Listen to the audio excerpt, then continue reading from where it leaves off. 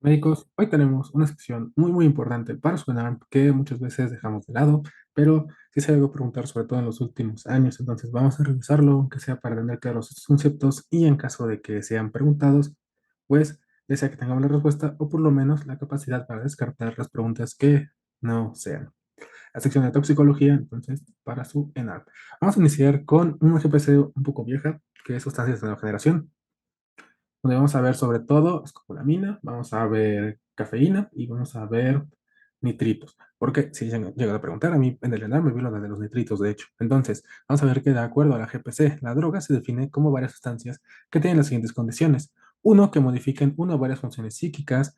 Dos, que inducen a repetir la autoadministración por el placer que estas generan. Tres, que la suspensión en el consumo de estas genere malestar somático y o psíquico y que no tiene implicación médica y si la tiene puede utilizarse con fines no terapéuticos. Aquí aparecen las primeras dos, que son la GBH y la escopolamina. La GPC nos dice que, que el GBH es utilizado como anestésico, sin embargo, ya ha sido retirado porque tenía alta capacidad delitogénica. En la actualidad está prohibido, sin embargo, se puede encontrar en el mercado como droga de abuso con ampolletas de 10 mililitros. Y aquí también nos va a hablar de la escopolamina, que tiene efectos depresores en el sistema nervioso central, al igual que las benzodiazepinas, y se utilizan ambos como medicamentos para la intención delictiva. Menciona que se puede utilizar para controlar la voluntad de las personas, ya sea para cometer actos ilícitos o también incluso para abuso sexual. El cuadro clínico, por las dos, menciona que son similares a la intoxicación por depresores del sistema nervioso central, entonces van a presentar mareo, confusión, sueño, incontinencia urinaria, náusea y vómito. Los más preocupantes pueden ser bradicardia, así como insuficiencia respiratoria. Y en casos más graves pueden presentar nistagmo vertical, convulsiones, vómito, hipotermia, ataxia, distonía y también espasmo muscular. En cuanto a la escopolamina, también puede presentar amnesia lacunar, midriasis, sequedad de mucosas, hipertensión, taquicardia, así como datos de psicosis. El tratamiento, sino que como tal para la GBH no se ha encontrado alguna eficiencia en el uso de carbón activado o lavado gástrico, como veíamos en el paracetamol. Entonces aquí pues no se debe utilizar eso, ya que menciona que se absorbe rápidamente. Por lo tanto, el tratamiento únicamente va a ser con medidas sintomáticas, así como soporte respiratorio en caso de que lo presente. Y si ya tenemos síndrome de abstinencia, pues como todo síndrome de abstinencia que vamos a ver a lo largo de la presentación, el tratamiento es con diazepam. En cuanto a las bebidas energizantes, porque se llegó a preguntar hace 2 años sobre todo, más que los principales ingredientes de las bebidas energéticas van a ser cafeína, que es el más relevante, guaraná, taurina también, así como glucuronolactona. Y vemos que el ingrediente clave pues es aquí, ¿no? La cafeína. Sin embargo, también puede presentar aminoácidos, vitamina B y suplementos a base de hierbas. El cuadro clínico, sobre todo pues, secundario a la cafeína, va a presentar el paciente cefalea, insomnio, taquicardia, hipertensión arterial. También puede presentar incluso hipotensión arterial, puede presentar arritmias, aumenta la velocidad de la voz, la actividad motora, la tensión de la secreción gástrica, la obesidad y la temperatura corporal. Es común a lo mejor que nosotros sospechemos que los pacientes van a presentar esta enfermedad cuando hayan estado en una fiesta. Sin embargo, en urgencias, a veces llegamos a ver estudiantes de medicina o estudiantes de derecho, estudiantes de arquitectura, que tenían que entregar proyectos, un examen muy importante, muy complejo, y tuvieron una intoxicación por tanta bebida energizante, tanto café mezclado, con tal de poder estar despiertos toda la noche y poder realizar esa actividad. Entonces, también médicos de guardia que luego ocupen un Monster para aguantarla, pues tengan mucho cuidado porque pueden presentar una intoxicación por ese tipo de bebidas. También puede presentar alteraciones en el estado de ánimo, parálisis generalizada, secundario a pregunta de NARM, hipopotasemia, así como crisis convulsivas. Y también puede aumentar la ansiedad. En cuanto al tratamiento, vemos que es sintomático y de sostén, sin embargo, sí nos da más recomendaciones como carga rápida de soluciones cristaloides, 20 mililitros sobre kilo, en caso de que presentemos hipotensión arterial. Si es refractaria, pues entonces vasopresores. Y si tenemos algo, y si continuamos, pues se puede agregar esmolol o propanolol. Y en arritmias ventriculares, pues se recomienda el uso de amiodarona, también se puede utilizar lidocaína y verapamilo. En cuanto a los nitritos inhalados, vemos que son esteres alifáticos de ácido nitroso. Se le conocen comúnmente como poppers, yo creo que sí los conocemos todos, sin embargo que hay otros, ¿no? Oro líquido y TNT es como se llegaron a preguntar en algunos simuladores. Los usuarios de nitritos vemos que manifiestan que las sustancias mejoran la percepción y el placer sexual, de ahí que se utilicen justo antes del orgasmo sexual, pues lo aumenta y lo intensifica. Además de que menciona que también se utiliza para el coito anal, pues genera relajación de los esfínteres. En cuanto al cuadro clínico, vemos que tiene varias manifestaciones, por ejemplo, cutáneas, como pueden ser lesiones crujientes, con tinte amarillo en la piel, sobre todo por contacto, en el contorno de las áreas, sobre todo exposición de nariz, boca, labios y cara. Sin embargo, se puede diagnosticar erróneamente como dermatitis seborreica severa, entonces es un diagnóstico diferencial muy importante. Las lesiones van a desaparecer a los 7 a 10 días después de descontinuar este tipo de droga. A nivel respiratorio pueden presentar reacciones como sinusitis, reacción enérgica, así como broncoespasmo. A nivel neurológico pueden presentar cefalea o síncope y a nivel cardiovascular pueden presentar datos como hipotensión arterial, taquicardia, así como aumento de la presión intraocular con datos de glaucoma. El tratamiento aquí se recomienda el carbón activado o manitol diluido con carbón activado. Y también pueden presentar, porque así venía en un simulador, no recuerdo cuál, pero bueno, en consecuencia el uso de dendritos volátiles se ha documentado una asociación con la metahemoglobina, entonces también hay una relación importante ahí. Lo más importante para sospechar de un nutrición inhalado, que recuerdo perfectamente que sí venía la pregunta y siempre me sale la misma en el PROECMED, era que lo utilizaba era una paciente que lo utilizaba para aumentar el orgasmo sexual y que era inhalado. Entonces tú así luego le tienes que poner que es un nitrito. También tenemos la intoxicación por etanol, sí, sí tenemos GPC, que se define como estado de embriaguez derivado a los efectos de etanol sobre el organismo que puede revertir distintos grados de gravedad que puede llegar hasta la muerte. Los cuatro criterios necesarios para sospechar de esta enfermedad son ingesta reciente de alcohol, comportamientos inadaptados o cambios psicológicos clínicamente significativos desarrollados durante la ingesta o poco después de esta, que incluye alteraciones sexuales inapropiadas, agresividad, cambios en el estado de ánimo, alteraciones en el juicio de las funciones sociales y en el trabajo que los signos clínicos durante o poco tiempo después de la ingesta de alcohol incluyen disartria, marcha inestable, nistagmus, pérdida de la atención, de la memoria, estupor o incluso el coma. Y obviamente la inexistencia de una enfermedad que lo justifique, como prácticamente cualquier enfermedad psiquiátrica.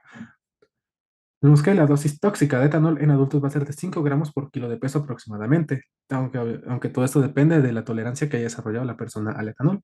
Vemos que las manifestaciones más importantes son cambios conductuales a través de adaptativos, desinhibición de impulsos sexuales o agresividad, la habilidad emocional, deterioro en la capacidad del juicio y la actividad social o laboral, un lenguaje farfullante, descoordinación, marcha inestable, rubor facial, cambio de estado de ánimo, irritabilidad, todo lo que hemos experimentado la mayoría de nosotros cuando tenemos intoxicación por etanol. No hay necesidad de ser muy específicos, aunque sí recordar quizás cómo se mencionan para que lo identifiquemos rápidamente en el cuadro clínico. Y vemos que la conducta habitual de un sujeto también se puede acentuar o alterar y a veces se asocia a una amnesia, el blackout, ¿no? De los acontecimientos durante la intoxicación. Hay puntos de corte específicos que se han llegado a preguntar, por lo menos en simuladores. Por ejemplo, 20 a 30 miligramos afecta el control fino, el tiempo de reacción y deterioro en la facultad crítica y del estado de humor. Cuando llegamos a 50 a 100 miligramos de etanol en sangre, hay deterioro leve o moderado de las funciones cognitivas y dificultad para grandes habilidades motoras. De 150 a 200, el 50% de las personas aproximadamente ya pueden mostrar datos de severa intoxicación que puede presentar ataxia, disartria, deterioro mental y físico, euforia o también combatividad. A los 200-300 miligramos, el paciente puede presentar náusea, vómito, diplopia, así como alteraciones del estado mental. Obviamente, todo eso es sujeto a tolerancia. A los 300 miligramos ya puede presentar el paciente datos de coma, hipotensión o hipotermia en pacientes que no suelen beber habitualmente. Y de 400 a 900 miligramos ya es considerada una dosis letal, independientemente de que el paciente sea o no un alcohólico crónico. Entonces, quizás esos dos puntos sean los más importantes porque te pueden preguntar la dosis letal de etanol. Alteraciones secundarias. Tenemos alteraciones pancreáticas, ¿no? Como pancreatitis edematosa necrotizante, una de las causas también importantes de pancreatitis, además de la biliar y la que es por triglicéridos, pues va a ser la pancreatitis alcohólica. También vemos crónica con insuficiencia pancreática secundaria, así como un efecto inotrópico negativo que conlleva a reducción de la contractilidad cardíaca. El diagnóstico, pues, es clínico, pero también podemos realizar determinación del alcohol etílico en sangre para valorar las posibles complicaciones de nuestro paciente. Y vemos que existe relación importante entre el suero y el aliento, por lo que este también se puede utilizar como método fiable, aunque requiere la cooperación del paciente, ¿no? El alcohol se puede medir también en orina y recuerda que todo paciente, pues como va a tener deterioro del estado mental, pues aún así requiere su tomografía computada. Siempre, no importa ante qué escenario estés, todo paciente con deterioro mental, deterioro del estado de alerta requiere una tomografía computada para el diagnóstico diferencial. Entonces se recomienda va en pacientes aparentemente intoxicados y con alteraciones del estado mental para confirmar sobre todo en caso de que el paciente presente alguna lesión, no traumatismo craneoencefálico, o en algún otro lado del cuerpo, pues saber si el deterioro es meramente por intoxicación o si no tiene alguna causa orgánica agregada. En cuanto a la intoxicación leve, Vemos que en la intoxicación etílica aguda, el tratamiento es solamente de sostén, sobre todo protegiendo al paciente de traumatismos secundarios y también protegiendo la vía aérea y a nivel craneoencefálico. También nos recomiendan colocar al paciente en decúbito lateral izquierdo y vigilancia estrecha de posibles complicaciones, como puede ser vómito y trastornos respiratorios. Y vemos que como norma general, todo paciente intoxicado se le tiene que realizar una dextroxis al menos para valorar si el paciente está o no en hipoglicemia y si requiere o no alguna corrección. Y que también su deterioro neurológico pues no sea secundario a la hipoglicemia. En cuanto a una intoxicación moderada a grave, se solicita forzosamente etanol en sangre para control y también se le tiene que administrar líquidos intravenosos. Aquí nos viene solución glucosada o cloruro de sodio al medio molar. Ante coma o con aspiración o convulsiones, se tiene que realizar intubación y ventilación mecánica así como tratamiento anticonvulsivante. Si tiene agitación psicomotriz, pues se le puede dar aloperidol intramuscular o intravenoso, así como el clásico administración de vitaminas B6 y B1. En cuanto a las mordeduras por serpiente, tenemos que recordar que hay al menos dos familias importantes, Viperidae y Elapidae. De las Viperidae, las más importantes son cascabel y noyaca mexicana. Casi siempre nos van a preguntar cascabel, pero bueno, hay que conocer la otra porque a veces te lo preguntan diferente. Entonces, en cuanto a la cascabel, recordar que la especie es Crotalus. La epidemiología casi siempre va a ser la mordedura por cascabel, 44.1% de los casos. Y recordar las características de esa serpiente, que obviamente tiene su cascabel, que tiene una cola anillada de anillos negros y también tiene su lengua negra. ¿Por qué? Pues porque así te lo van a poner en el caso clínico. De ahí la importancia de que lo estemos recalcando en este momento.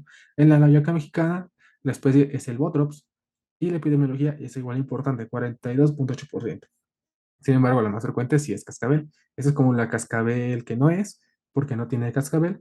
De dos importantes que te pueden ayudar a diferenciar, te van a referir que tiene barbilla amarilla. Vemos que Crotalus, o serpiente de cascabel, la tiene como blanquecina, pues la huyaca mexicana la tiene amarilla. Yo realmente me acuerdo nada más por eso. Y también pues menciona la GPC, que tiene un patrón como geométrico aparentemente. Las toxinas que van a presentar esas serpientes son hemotoxina, neurotoxina, miotoxina, nefrotoxina y necrotoxina. Y tal cual, pues como son muchas toxinas, pues te va diciendo más o menos qué te va a afectar, ¿no? Tener hemotoxina te puede generar seire, neurotoxina te puede causar dolor importante, miotoxina y necrotoxina pues pueden generar este necrosis de la piel y fluotoxina pues causa lesión renal aguda, son los que estamos viendo acá, ¿no? El cuadro clínico, ahorita lo vamos a ver más importante de acuerdo a los grados de progresión, pero sí puede generar edema, un dolor muy importante en la zona de lesión, quimosis que va a ser progresiva, C y D, lesión renal aguda, así como falla orgánica múltiple en última instancia, mientras que el coralillo, pues este pertenece a la familia Elapidae, la especie es Microrus, y este es mucho menos frecuente, 4.4% de las mordeduras de serpiente. Las características hay verdadera y falsa, también ese es el problema. No te lo suelen preguntar si acaso recordar que el coralillo verdadero es aquel que tiene el siguiente patrón, que vemos aquí, dos bandas que pueden ser amarillas o blancas y en medio va a ir alternando con una negra o roja en medio y tienes que buscar este patrón en el coralillo. La toxina es la neurotoxina alfa y este tiene otro tipo de alteraciones que sí son muy diferentes y que no te puedes confundir. Por ejemplo, va a presentar visión borrosa, va a presentar parestesias, cialorrea y coma. Yo recordaba siempre el coralillo, al menos por la visión borrosa y la cialorrea, entonces así es como yo recordaba. Si el paciente empieza a tener falla renal, digo falla orgánica múltiple, es por cascabel o por nauyaca. Ya nada más había que ver si la serpiente tenía anillos negros, si tenía cascabel o si tenía la barbilla amarilla. Así lo pensaba nada más, era mi único algoritmo. Si el paciente menciona la mordedura por una serpiente de colores y aparte tenía visión borrosa y cialorrea, directamente era coralillo. El tratamiento en general, ahorita lo revisamos, pero bueno, como en el ATLS, ABCDE, bandas de presión, apósitos fríos, analgesia con peso y la fagoterapia específica que vamos a revisar. Tenemos varias clasificaciones para los signos y síntomas que van a presentar estos pacientes. Por ejemplo, la primera es la de Christopher Rotman para los pacientes mordidos por la familia Viperidae. Ya vimos cascabel y nauyaca mexicana. Los signos y síntomas tenemos 0, 1, 2, 3 y 4. Lo importante es que, por ejemplo, los primeros dos son meramente locales. 2 y 3 empiezan a tener compromiso sistémico y 4 es completamente compromiso sistémico, al menos en lo que Christopher Rodney. Entonces, grado 0, vamos a presentar huellas puntiformes y de envenenamiento y probablemente sea una mordedura seca, hasta el 20% de los casos. Entonces, paciente que llega referido por una mordedura de serpiente y lo único que ve son huellas puntiformes, grado 0. Grado 1 es un envenenamiento leve, que lo más importante, yo me acordaba por el múltiplo, es que el edema no es mayor de 10 centímetros circunscrito al área de lesión. Grado 2, el dolor es más intenso, es más de 15 centímetros el edema y ya empieza a tener datos sistémicos como estado nauseoso, nada más. Grado 3, que ya es hablábamos de que era sistémico local. Edema en todo el miembro afectado, ese es el punto de corte. Grado 1, 10 centímetros. Grado 2, 15 centímetros. Y con el estado nauseoso. Grado 3, edema en todo el miembro afectado, acompañado de síntomas neurológicos. Vértigo, sistémicos, más bien vómito, vértigo, fiebre, así como datos ya más importantes a nivel de la piel por las hemotoxinas que estábamos revisando. Entonces, como ya tenemos afectación hemática o hematológica, pues tenemos equimosis, bulas, petequias, y también podemos tener las otras lesiones, ¿no? De la neurotoxina, las parestesias y la oliguria por la nefrotoxina. Y finalmente, el 4 es un envenenamiento grave, donde ya aparece la CID, entonces vamos a presentar sangrado por los orificios de la mordedura, equimosis y petequias, CID, insuficiencia renal aguda, dificultad respiratoria, hipotensión y finalmente falla orgánica múltiple. Entonces, sí, sí, es como muy progresivo. Fácil de recordar, los puntos de corte, recuerden, 1, 10 centímetros, 2, 15 centímetros y náusea. 3, todo el miembro afectado, acompañado de vértigo y también alteraciones hematológicas. 4, falla orgánica múltiple, sin más. En cuanto al microrus o al coralillo, pues tenemos tres nada más. Leve, dolor y edema local mínimo con parestesias locales, así como leve sangrado por la entrada de los colmillos. A lo mejor aquí luego nos confundimos un poquito, pero recordar que en coralillo leve es nada más con la parestesia. Moderado aparecerá a los 30 minutos y hasta 15 horas posteriores a la mordedura y va a tener, otra vez lo importante, visión borrosa. Visión borrosa es como lo que nos aparece, ¿no? O datos oculares, tosis palpebral, oftalmoplejía, visión borrosa, diplopia. Eso es lo que yo más me recuerdo del coralillo. Es muy vistoso, entonces te va a afectar a nivel ocular, así como dificultad respiratoria y más parestesias. Y finalmente, grave, trastornos ahora sí ya neurológicos. Trastornos del equilibrio, disfagia, cialorrea, insuficiencia respiratoria, coma, ausencia de reflejos, así como parálisis flácida. Entonces, así lo podemos recordar. En cuanto al coralillo, leve, pues con dolor y edema local mínimo, con parestesias locales, moderado, con alteraciones visuales y grave, con ausencia de reflejos, parálisis flácidas y cialorrea. En cuanto al tratamiento, vemos que va a depender de si estamos ante el Christopher Rodney o ante la envenenamiento por microbios. En cuanto al Christopher Rodney, grado 0, pues como tal no nos recomienda dar tratamiento fagoterápico, únicamente controles de coagulación para valorar si las huellas progresan o no, o sea, las lesiones puntiformes. En cuanto al grado 1, pues nos recomiendan 4 frascos vía intravenosa. Al grado 2 nos recomienda 5 frascos vía intravenosa, grado 3, 6 a 8 frascos vía intravenosa y grado 4, 25 frascos. Así es también progresivo. 4, 5, 8 y 25. Así me lo recuerdo. 4, 5, 8 y 25, 4 por 2, 8, 5 por 5, 25. Así no es más rápido. En cuanto a a la mordedura por microrus, pues va a depender del grado igual leve, pues 2 frascos nada más. Moderado, 5 frascos y grave, 8 frascos. No es tan difícil recordar, ¿no? Tenemos unos algoritmos de la EPC que nos pueden orientar un poquito más sobre cómo se tiene que hacer esto, ¿no? Y entonces, paciente mordido por serpiente venenosa, vamos a ver si tiene evidencia de mordedura, huellas de colmillo, flictena, sangrado o edema, ¿no? Pues para valorar prácticamente el, el grado de envenenamiento. Entonces, biometría hemática, tiempos de coagulación, fibrinógeno, química sanguínea, electrolitos y CPK. Obviamente, pues buscando datos de infección, datos de CID y datos de rabdomiolisis. Y vamos a ver si tiene grado 1 a 4 de tratamiento. Si tiene grado 0, pues entonces se le da antitoxoide tectánico y se valora a las 6 y 12 horas. En caso de que no tenga sintomatología, se egresa. Si tiene al menos grado 1 a 4, pues se inicia con el esquema 1 y si no, el esquema 2. El esquema 1, pues es el que revisamos. Grado 1 de intoxicación, 4 frascos. Grado 2 de intoxicación, 5 frascos. Grado 3 de intoxicación, 6 a 8 frascos. Y grado de intoxicación 4, pues 25 frascos. En caso de que no funcione, aquí viene quizá lo que se hace, ¿no? Si te falla tu primera dosis al grado 1, pues le administras 4 frascos más. Y del 2 en adelante vas a administrar de 6 a 8 frascos más en caso de que a la media hora no hayas presentado alguna mejoría. Únicamente es eso.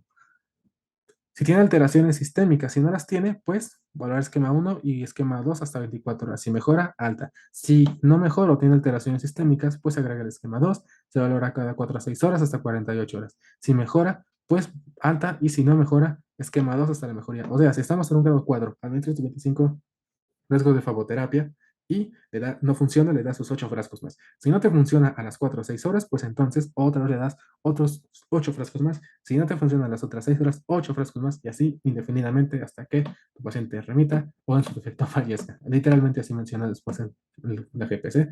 El paciente mordido por serpiente por un coralillo hay que ver si es verdadera cololillo. Si no, pues no es venenosa, se va al domicilio. Si sí, entonces hay que ver grados de envenenamiento del 1 al 3. Iniciamos fagoterapia según el grado de envenenamiento. Si hay complicaciones, pues continuamos con el mismo tratamiento. Y si no mejora, pues se evalúa traslado a hospital de segundo o tercer nivel. Como de los subsíndromes, hay que diferenciar cada uno porque son confundibles y son muy preguntables, al menos a nivel simulador. Y también en sonar les puede venir uno que otro. Creo que ahí me vino el antibiótico, pero pues únicamente era el antídoto, entonces es tan complejo. Vamos a ver entonces, síndrome anticolinérgico. Este es ocasionado por muchos antifármacos, por ejemplo, ¿no? Entonces, yo recuerdo que anticolinérgico, pues el que más me recordaba era antihistamínicos, antidepresivos tricíclicos, aunque también puede ser secundario al uso de antiparkinsonianos y como consecuencia de tratamiento del síndrome colinérgico. Es como el caso en el que más frecuentemente te lo pueden preguntar, no sé por qué, pero siempre lo preguntan así, en que tienes un paciente intoxicado por organofosforados, le das atropina y empieza a tener rubicundez facial, empieza a tener datos de neurosis, empieza con aumento en la temperatura y la frecuencia cardíaca. ¿Cuál fue el medicamento administrado? La respuesta es atropina. Entonces, siempre recuerden la atropina, puede causar síndrome anticolinérgico o también conflicto secundario del tratamiento del síndrome colinérgico, atropina. Cuadro clínico entonces va a ser tal cual estábamos mencionando. Neurosis, rubicundez generalizada, el paciente puede presentar ceguera o alteraciones visuales, tegumentos, piel y mucosas muy secas, así lo mencionan, y también va a tener aumento de la temperatura, la frecuencia cardíaca y puede presentarse con hipertensión. A nivel ocular, el paciente va a tener midriasis, como estamos observando acá, y el antídoto es con fisostigmina. Y también, pues si te pasas de fisostigmina, puedes causar un síndrome colinérgico, que generalmente este sí no están tan manchados, generalmente te lo ponen como intoxicación por organofosforados, ya sea que el paciente haya consumido intencionalmente el pesticida como suicidio o que pues haya estado en un campo durante un periodo de donde estuviera colocando insecticida o de fumigación y pues que en su momento pues haya tenido una intoxicación importante por el fármaco.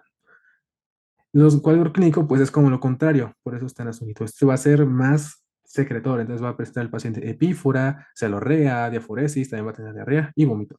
El nivel ocular, tal cual, es el contrario, va a tener la pupila miótica y el antídoto es atropina. A nivel serotoninérgico, el más usual es que te lo mencionen por inhibidores selectivos de la recaptura de serotonina o también por estar mezclando inhibidores selectivos de la recaptura de serotonina con antiparkinsonianos o inhibidores selectivos de la recaptura de serotonina con metoclopramida. Todos estos son como combinaciones que te pueden causar este síndrome, ¿no? A nivel del cuadro clínico, igual va a tener aumento de la temperatura, frecuencia cardíaca y tensión arterial. Sin embargo, lo que va a diferenciarlo del anticolinérgico es que va a presentar el paciente agitación, confusión y lo más importante, mioclonías, temblor fino, así como datos de hiperreflexia. Se puede ser parkinsoniano, ¿no? También puede presentar diarrea y el tratamiento es con benzodiazepinas. Y a nivel ocular, pues igual el paciente va a estar con midriasis. El sedante hipnótico, que es como también uno de los más preguntados por el abuso de esos medicamentos, secundario al uso de benzodiazepinas. El cuadro clínico, disminución total de la temperatura, de la frecuencia cardíaca y de la tensión arterial. El paciente va a presentar depresión respiratoria, así es como te va a llegar en tu caso clínico, o lo que te va a hacer pensar inmediatamente que es por eso el paciente llega con depresión respiratoria, secundaria al consumo de medicamento no especificado, tienes que empezar en un sedante hipnótico. También va a presentar depresión del sistema nervioso central, así como estupor. Las pupilas van a estar mióticas, que es como, digo, van a estar normales, que es como el que te tiene que ayudar para diferenciar del opiáceo. Este tiene las pupilas completamente normales y el tratamiento es con flumazenil. El cuadro opiáceo secundario a opioides también, ¿no? Por intoxicación, el uso crónico de estos medicamentos o por dolor agudo o por heroína, sobre todo, bueno, también disminución de la temperatura, de la frecuencia cardíaca, pero aquí no vamos a tener hipotensión, vamos a tener depresión respiratoria. Igual, disminución de la frecuencia respiratoria, con Bradine vamos a tener respiración superficial, es como otro de los datos más importantes que te van a mencionar en tu cuadro clínico y que te tienen que apoyar. Y pues como efecto secundario de los opiáceos que a veces llegan a mencionar y que es como así, para que no te puedas confundir, que el paciente presenta estreñimiento. El nivel ocular, pues vamos a tener ahora sí una miosis y el tratamiento es con naloxona. A nivel simpático mimético, secundario al consumo de cocaína o anfetaminas, igual, aumento de la temperatura, frecuencia cardíaca y la tensión arterial. El paciente, para diferenciar del anticolinérgico, va a presentar gerosis, bueno, que también pero lo más importante es que van a preferirte que el paciente está agresivo, que tiene alucinaciones y que tiene cambios en el comportamiento. Eso es de lo más importante. Alucinaciones es como así, es clave. También, a nivel ocular, el paciente va a presentar midriasis y el tratamiento únicamente es de soporte. O en caso de que el paciente pues, se ponga medio agresivo, le puede dar diazepam solamente como tratamiento, pero este es más como de soporte prácticamente. No es el antídoto propiamente de la cocaína, sino que es para evitar como los efectos secundarios del mismo. También teníamos nosotros por ahí una publicación en la cual hablamos de otro tipo de intoxicaciones y antídotos que se han preguntado anteriormente. Por ejemplo, vemos que el mercurio, el arsénico y el oro se tratan con dimercaprol, los antidepresivos tricíclicos con bicarbonato de sodio, el plomo se puede tratar con ácido EDTA, los neurolépticos, haloperidol, metoclopramida y cisaprida se tratan con difenidramina, los organofosforados, pues como revisamos, ¿no? Con atropina o también con oximas, ¿no? Pralidoximas como la más usual. La heparina, recuerda que se trata con sulfato de protamina, las cumarinas con vitamina K, sobre todo fitomenadiona, y los digitálicos como la digoxina con su propio fragmento fagoterapéutico, ¿no? Que es, bueno, propio este medicamento. En cuanto a la mordedura por araña, tenemos dos, la araña violinista, que es la reclusa, y la viuda negra, también conocida como capulina. Siempre preguntados en el ENAR, entonces vale mucho, mucho la pena revisarlas. Tenemos, por ejemplo, que la araña violinista es de la familia Loxoscelidea, del género Loxoceles, que es el más importante. La morfología, que es de lo que te pueden llegar a referir, porque los casos clínicos luego solo dicen que era café y que era negra, o que no recuerda tal cual, como es este araña, y lo que tienes que hacer es diferenciarlo por el cuadro clínico. Si te llegaran a dar características de la araña, esta tiene un abdomen ovalado, es de color marrón, menciona la GPC que tiene tres pares de ojos y la característica marca en forma de S o violín que debería estar por acá. Sin embargo, pues en esta araña no se ve tanto, ¿no? La toxina menciona que va a generar diversos cuadros, por ejemplo, lisis eritrocitaria, así como necrosis dérmica. Esto es secundario a la fosfolipasa alcalina, hidrolasa, esfingomielinasa como la más importante, así como fosfolipasa D. En cuanto al mecanismo de acción, pues vemos que la toxicidad progresará a úlceras, así como dermonecrosis en un periodo de 3 a 7 días, es decir, la lesión por araña violinista es más crónica, no es tan aguda, entonces también te va a referir al paciente que la picadura de araña fue hace varios días, hace 24 o 48 horas mínimo. El cuadro clínico, vamos a tener tres cuadros diferentes en cuanto a lo que se le reclusa. El cutáneo, que puede ser únicamente eritema, un dolor quemante, que mencionan que es como si fuera quemadura de cigarrillo, así como edema con un anillo pálido. También podemos tener una necrosis que va a ser más tardada, que es la placa libeloide, que es una necrosis central de color azul, y también la cutánea visceral, que es la más agresiva, donde vamos a presentar datos de anemia hemolítica, oliguria, lesión renal aguda, CID, así como rhabdomiolisis. El tratamiento, en este caso, cuando es cutáneo únicamente Dapsona, así como hielo local, mientras que cuando es cutáneo visceral, aquí falta una letrita, pero bueno, es Condapsona y Prednisona. Ahorita vamos a verlo más adelante en cuanto al algoritmo de la GPC. En el caso de la viuda negra o la capulina, este es de la familia Pteriridae y vemos que es por Latrodectus. Esta tiene un abdomen redondo de un color negro o gris y lo más destacado es la marca en reloj de arena. Así se vienen los simuladores por lo menos. La toxina, vemos que puede ser la atrotoxina, que es una neurotoxina, y la más importante es la alfa-latrotoxina. El mecanismo es una descarga masiva presináptica del sistema nervioso autónomo y este es muy, muy agudo. El mecanismo tarda de 30 minutos hasta 2 horas. El paciente va a presentar un dolor intenso en el sitio de la mordedura y posteriormente va a presentar espasmos y rigidez muscular. Posteriormente va a presentar datos como dolor abdominal, priapismo, tosis, cialorrea y también diaforesis. Entonces es un cuadro muy, muy, muy agresivo y muy, muy rápido. El tratamiento es con diazepam, tramadol, fototerapia específica, así como antitoxina tetánica. Entonces, si revisamos los algoritmos, los son el oxeles, en cuanto al oxocilismo, en una sola lesión eritematosa, en un periodo de menos de 24 horas, hay que ver si tenemos o no evidencia de la araña, al menos para el diagnóstico. De todos modos, tomamos toda la batería de laboratorios y vemos si ya tiene datos de compromiso, ¿no? O sea, de que sea un leucocilismo cutáneo visceral, que pueden ser hematuria microscópica, anemia hemolítica o insuficiencia renal. Si no los tiene, pues meramente es leucocilismo cutáneo, ya que vemos que el tratamiento es con Dapsona, así como aplicación de hielo local. En caso de que sí los presente, entonces ya tenemos un loxocelismo cutáneo visceral. Por lo tanto, tiene que ingresar a hospitalización y le damos prednisona, 1 mg/kg, dapsona, 1 mg/kg, hielo local y también valorar el inicio incluso de antibióticos. En cuanto al loxocelismo cutáneo que ya tenga más de 5 días, pues hay que ver si tiene una lesión similar a la placa libeloide, ¿no? Que era la que estamos revisando de la necrosis de color azul. Lo único que nos va a importar si tiene más de 5 días o no es si la paciente, si es mujer y si está o no embarazada. Si no está embarazada, entonces ingreso a hospitalización, que es la de clínica de heridas, hielo local, Dapsona, y vamos a ver si tiene datos de metahemoglobinemia, así como aplicación de antitoxina tetánica.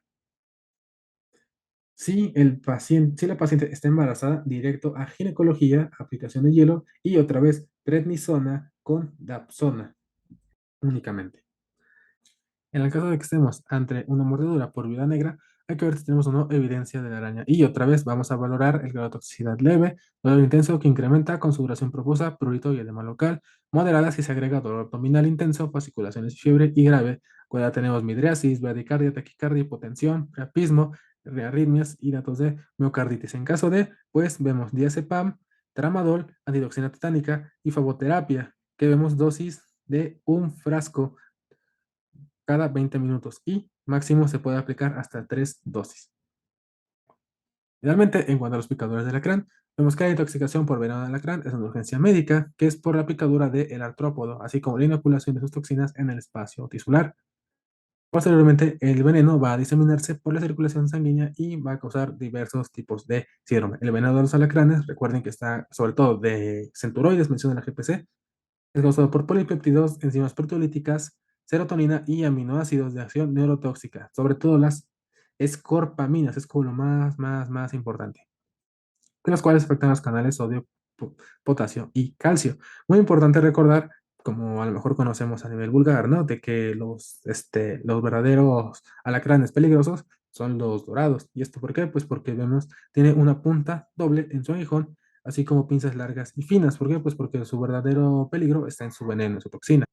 Mientras que por el otro lado, los escorpiones de color negro o marrón, pues lo que tienen son pinzas más grandes en su verdadero mecanismo de defensa, pues va a ser únicamente el usar sus pinzas son más grandes. En cuanto a la prevención, que es de lo que más preguntan siempre, es, por ejemplo, colocar mosquiteros o sobre las camas mantas de cielo o pabellones para evitar que estos alacranes pues caigan del techo. Gente que vive en lugares donde son endémicos, ese tipo de alacranes, pues sí tienen esta costumbre, si lo he mencionado, o sus compañeros en el servicio social, o ustedes mismos en el servicio social, pues habrán hecho o escuchado este tipo de medidas. También revisar y sacudir la ropa antes de ponérsela, así como revisar ángulos de paredes, puertas y ventanas y el resanado y aplanado de techos, pisos y paredes, porque al igual que las chinches, pues se pueden esconder ahí, ¿no?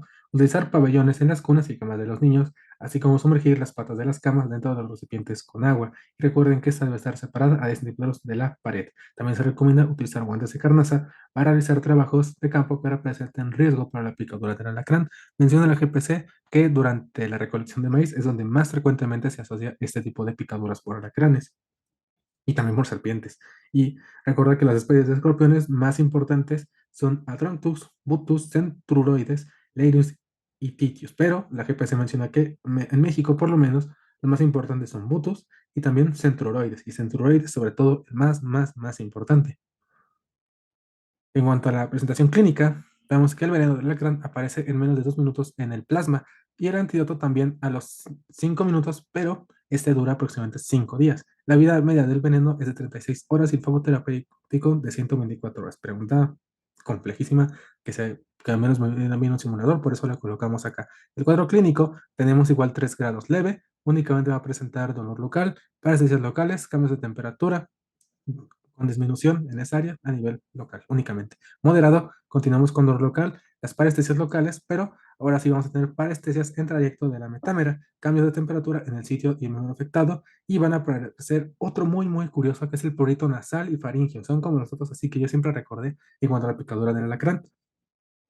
También inquietud, lagrimeo y cialorrea. Pero eso del prurito nasal y faringio es como lo más clásico de que te está hablando de una intoxicación que ya se está haciendo moderada o que se está haciendo grave. El severo, pues como vemos aquí, cialorrea, sensación de cuerpo extraño en la faringe, vasiculaciones linguales, nistagmus, distensión abdominal, disartria, tos, dificultad para enfocar imágenes, pérdida de la tercera dimensión lejana, o sea, alteraciones visuales, ¿no? Diplop y todo eso, dolor retroesternal, disnea, priapismo, convulsiones tónico-clónicas, edema pulmonar, incluso alteraciones electrocardiográficas, pero bueno, lo más importante, ¿no? Otra vez, leve dolor local, moderado dolor local que empieza a incrementar en el tiempo y que presenta lagrimeo, cialorrea, así como prurito faríngeo y nasal. Y grave, pues cialorrea, sensación del cuerpo extraño, alteraciones visuales, dolor retroesternal, hipotensión, priapismo, convulsiones tónico-clónicas. Así es como más fácil de recordar.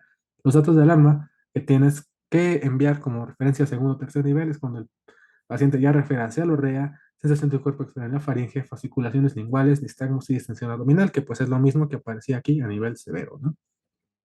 En tratamiento, vemos que debe ser con antiveneno anti-alacrán, que es el favoterápico polivalente, y lo importante es que se le tiene que aplicar a todos, paciente en cualquier grupo de edad, paciente embarazada, de preferencia en los primeros 30 minutos posteriores a la picadura. Entonces, la intoxicación o la picadura del alacrán es una emergencia real, una emergencia médica y se tiene que tratar inmediatamente para evitar a que el paciente evolucione y presente manifestaciones más graves. Vemos que en niños de 5 años o menos se tiene que administrar inicialmente 2 frascos vía IV en 20 minutos y si no funciona, pues se le aplica otra dosis.